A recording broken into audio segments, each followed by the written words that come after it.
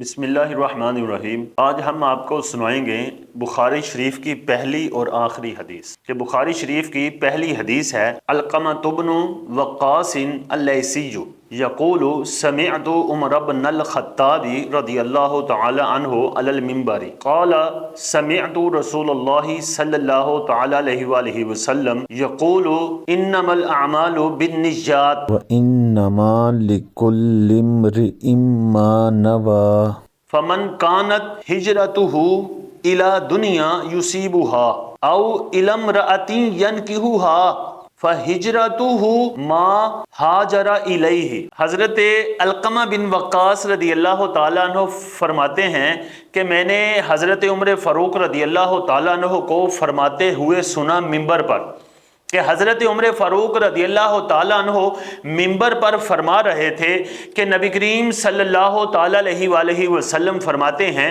کہ اعمال کا دار و مدار نیتوں پر ہے۔ ہر شخص کے لیے وہی ہے جو اس نے نیت کی، اور جس نے دنیا کے لیے ہجرت کی وہ دنیا کو پالے گا، جس نے کسی عورت کے لیے ہجرت کی اس کی ہجرت اسی کی طرف ہے جس کی طرف اس نے ہجرت کی۔ اور اس حدیث میں ایک جملہ بہت مشہور ہے کہ تقریباً ہر مسلمان اس چیز کو جانتا ہے، انما الاعمال بالنیات، کہ اعمال کا دار و مدار نیتوں پر ہے۔ یہاں سے اعمال کون سے ہیں؟ اعمال اچھے بھی ہیں، برے بھی ہیں، مباحات بھی ہیں۔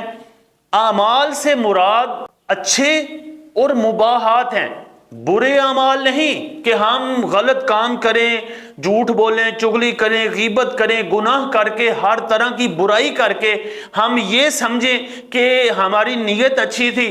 نہیں، اس میں دیکھنا یہ کہ کام جائز ہے، نیک ہے، صحیح ہے، یا کم از کم مباح ضرور ہو۔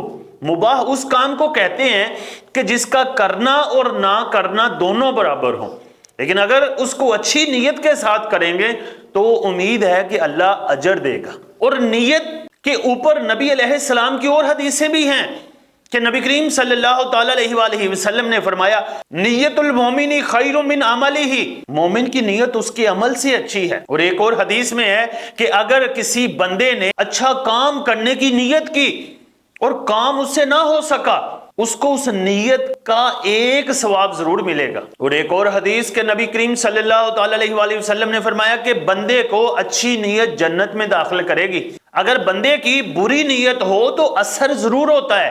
میں آپ کو ایک واقعہ سناتا ہوں جو مختلف کتابوں میں لکھا ہوا ہے، شعب الایمان میں بھی ہے، اس کے علاوہ بھی کتابوں میں موجود ہے۔ حضرت عبداللہ بن عباس رضی اللہ تعالی عنہما فرماتے ہیں کہ ایک بادشاہ صبح سیر کرنے نکلا، اس نے بادشاہوں والا روپ نہیں بلکہ عوامی روپ میں نکلا۔ وہ ایک گائے کے پاس گیا اور گائے کا مالک کا دودھ دو رہا تھا، اس گائے نے بہت زیادہ دودھ دیا، گائے اچھی تھی، اس کے مالک نے اچھا اس کو پالا پوسا تھا، دودھ اس نے اچھا دیا۔ بادشاہ نے دیکھا تو بادشاہ کی نیت میں فطور آ گیا، بادشاہ نے کہا کہ اس سے یہ گائے چھین لوں گا۔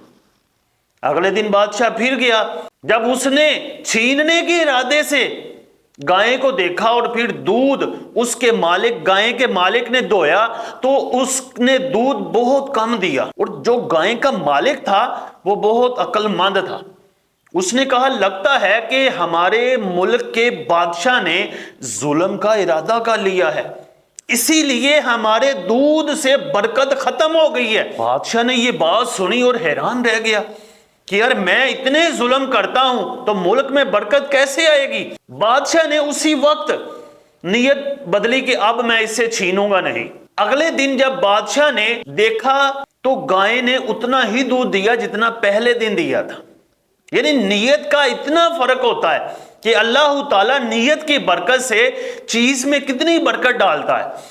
اس پہ ذرا آپ غور کریں کہ ہمارے ملک کے حکمران، ہمارے آفیسر طبقہ اور جتنے بھی ظالم ہم پر مسلط ہوئے ہیں، ان کی نیتیں کیسی ہیں؟ کہ ان کی نیتیں ملک آباد کرنے کی ہے، جو بھی آتا ہے اپنے مفاد کے لیے قوم کو لوٹ کر چلا جاتا ہے۔ اور جب ہمارے حکمرانوں کی نیتیں ہی بری ہوں، ان کا مقصد اور ارادہ ہی یہی ہے کہ ہم نے لوٹنا ہے، اپنے خزانے بھرنے ہیں، اپنا بینک بیلنس زیادہ کرنا ہے، تو ملک کیسے اچھا رہے گا، ملک میں کیسے برکت آئے گی۔ اب میں آپ کو بخاری شریف کی آخری حدیث سناتا ہوں۔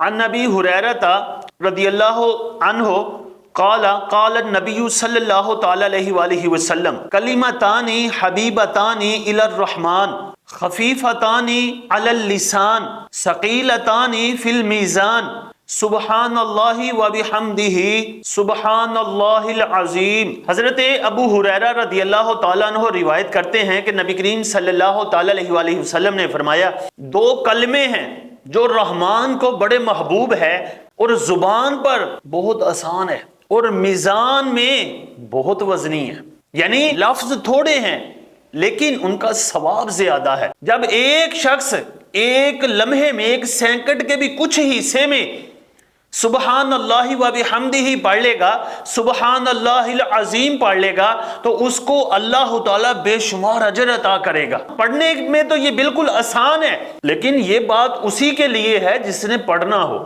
جس نے ایک کلمہ کیا سبحان اللہ کہنا بھی مشکل بنا لیا ہو خود ہی، اور وہ یہ سمجھے کہ یار میں کیسے تسبیح کرتا رہوں گا، لوگ کیسے تسبیح کرتے رہتے ہیں، ہم کیسے ذکر کریں گے، تو ان کے لیے یہ مشکل ہی ہے۔ لیکن یہ پڑھنے والوں کے لیے، ذکر کرنے والوں کے لیے آسان اور نیکی میں اضافہ کرنے والے جملے ہیں، اور ان جملوں کو امام بخاری کی پہلی حدیث کے ساتھ موافقت رکھتے ہوئے کہ نیت اچھی رکھ کے پڑھیں، اللہ تعالیٰ بے شمار اجر عطا کرے گا۔ اللہ تعالیٰ مجھے اور آپ کو عمل کرنے کی توفیق عطا فرمائے۔